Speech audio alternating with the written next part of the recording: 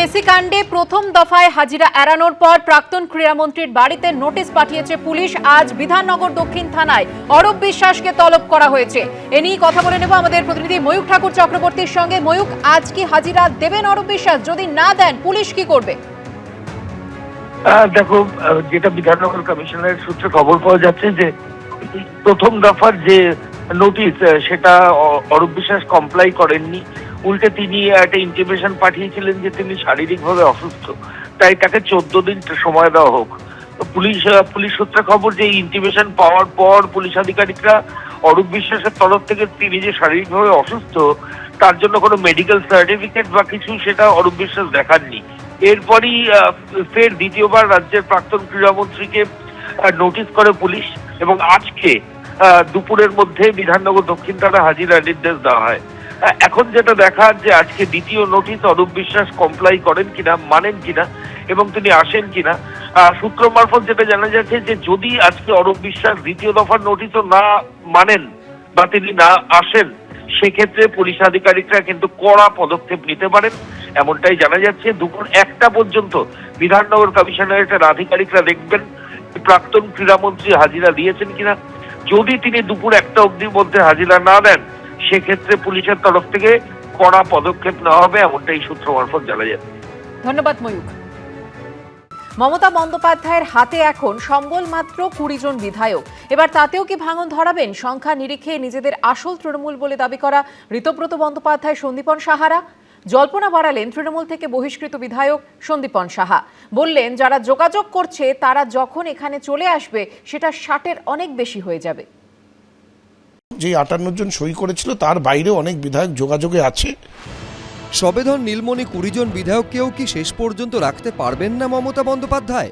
তার শেষ সম্বলেও কি ভাঙন ধরাবেন সংখ্যার নিরিখে নিজেদের আসল তৃণমূল বলে দাবি করা ঋতব্রত বন্দ্যোপাধ্যায়, সন্দীপন সাহারা? শনিবার সেই জল্পনা ফের উস্কে দিলেন বিধানসভা ডেপুটি লিডার ও তৃণমূল থেকে বহিষ্কৃত বিধায়ক সন্দীপন সাহা। 31 তারিখ যখন মিটিং ডাকা হয়েছিল কালীঘাটে 20 জন পৌঁছেছিল, আর 5 তারিখ যেই মিটিং ডাকা হয়েছে সেখানে 8 জন বিধায়ক পৌঁছেছে। এর থেকেই বিষয়টা পরিষ্কার হয়ে যাচ্ছে যে আগামী দিন যেই বিধায়করা এই 58 জনের মধ্যে নেই তারা কোন দিকে যেতে চলেছে। আমরা হয়তো ট্রিগার, কিন্তু সেই কারণগুলি সবার জন্যই এক। আপনি অনায়াসে সেটা বলতে পারেন যে যারা যোগাযোগ করছে তারা যখন এখানে চলে আসবে সেটা 60-এর অনেক বেশি হয়ে যাবে। পচা মাছের একটা ঝুড়ি থেকে যদি কিছুটা মাছকে আলাদা করে রাখা হয় তাহলে সে মাছ ভালো মাছ বা জ্যান্ত মাছ বা টাটকা মাছ হয়ে যাবে না। তৃণমূল ভেঙে যত রকমের দল হবে তারা তৃণমূলের মতনই হবে এবং তৃণমূলের থেকেও খারাপ হতে পারে। সুতরাং মানুষ আর এইসব দল, উপদল, কোন দল তৃণমূলের মধ্যে এসব নিয়ে আর ভাবছে না।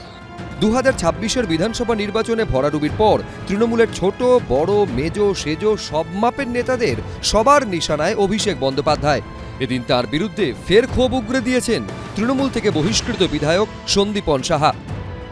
অভিষেক বন্দ্যোপাধ্যায় যেই হাই হ্যান্ডেডনেস নিয়ে চলেছে, যেইভাবে দলটাকে পরিচালনা করার চেষ্টা করেছে, তাতে আমাদের গ্রাসরুটের সংগঠন ছত্রাখার হয়ে গেছে।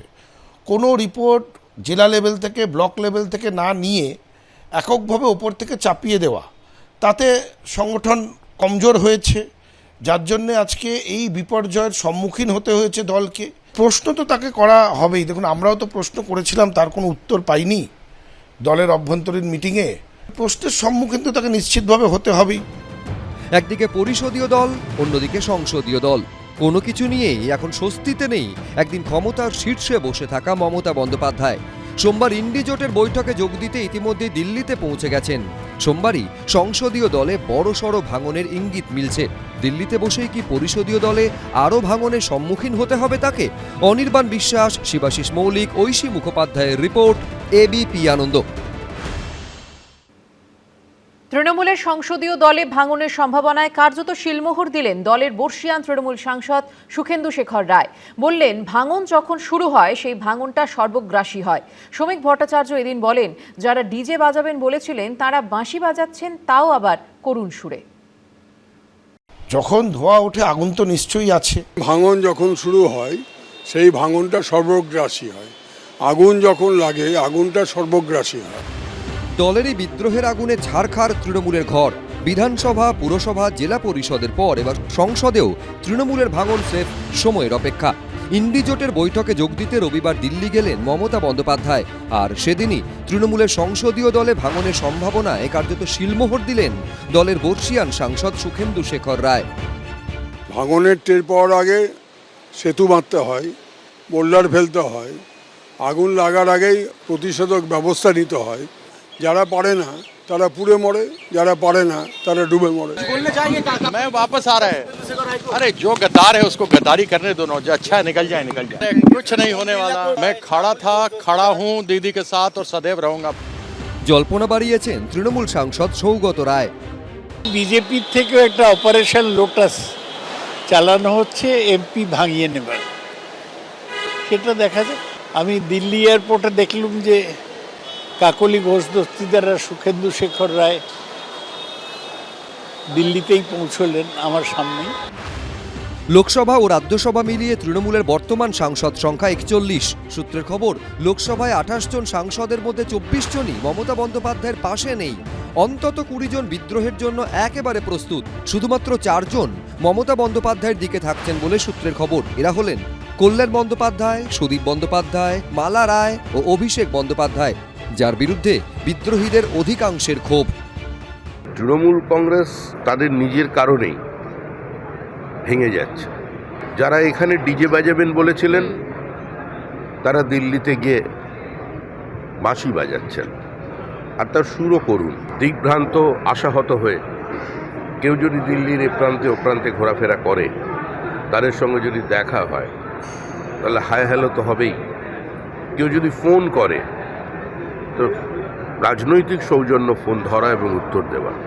বাড়ির কাছে যদি কারোর সঙ্গে দেখা হয়ে যায় তাকে বাড়িতে নিয়ে এসে চা খাওয়ার। তবে আমরা তো রাজনৈতিক দল, হরিনাম সংকীর্তনের দল নয়। সূত্রের খবর, লোকসভার মতো একই পরিস্থিতি রাজ্যসভাতেও। রাজ্যসভায় তৃণমূলের 13 জন সাংসদের মধ্যে 9 জনই বিদ্রোহী। যে 4 জন মমতা বন্দ্যোপাধ্যায়ের পাশে থাকছেন বলে জানা যাচ্ছে তারা হলেন ডেরেক ওব্রায়েন, দোলা সেন, সাগরিকা ঘোষ ও মেনকা গুরুস্বামী। রাজ্য রাজনীতিতে কার্যত অপ্রাসঙ্গিক হয়ে পড়ে মমতা বন্দ্যোপাধ্যায় এখন ইন্ডি জোটের হাত ধরে প্রাসঙ্গিক হওয়ার চেষ্টা করছেন, কিন্তু সেই জোটেও এখন প্রবল ডামাডোল। সোমবার দিল্লিতে ইন্ডি জোটের বৈঠকের দিনই কি সাংসদদের দিক থেকে বড়সড় ধাক্কা আসতে চলেছে মমতা বন্দ্যোপাধ্যায়ের জন্য?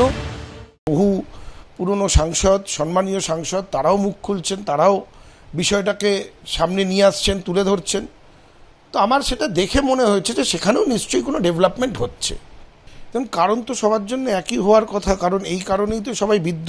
আশঙ্কা করাটা তো অমূলক নয় যে এরকম ঘটনা লোকসভা বা রাজ্যসভা ঘটতে পারে, এটা ভাবাটা অমূলক নয়। কারণ এখানে যেহেতু এটা হতে পেরেছে, এবার তারা হয়তো তাদের মতো কি চিন্তা ভাবনা করছে। বিধায়কদের তো মন খারাপ হয়েছে, সেই জন্য তারা বিধায়কের আলাদা দল তৈরি করেছে। তবে সাংসদদেরও মন খারাপ হওয়ার, বিধায়কদের হলে সাংসদদেরও হবে, এটাই আশা করা যায়। বিধানসভা, পুরসভার রাশ হাত থেকে বেরিয়ে গেছে। সংসদীয় দলের ওপর মমতা বন্দ্যোপাধ্যায়ের নিয়ন্ত্রণও কি সপ্তাহের শুরুর দিনই শেষ হয়ে যাবে? অপেক্ষা সেটাই দেখার। সত্যজিৎ বৈদ্য, শিবাশিস মৌলিক, অনির্বাণ বিশ্বাস, এবিপি আনন্দ। এবিপি আনন্দ, এগিয়ে থাকে, এগিয়ে রাখে।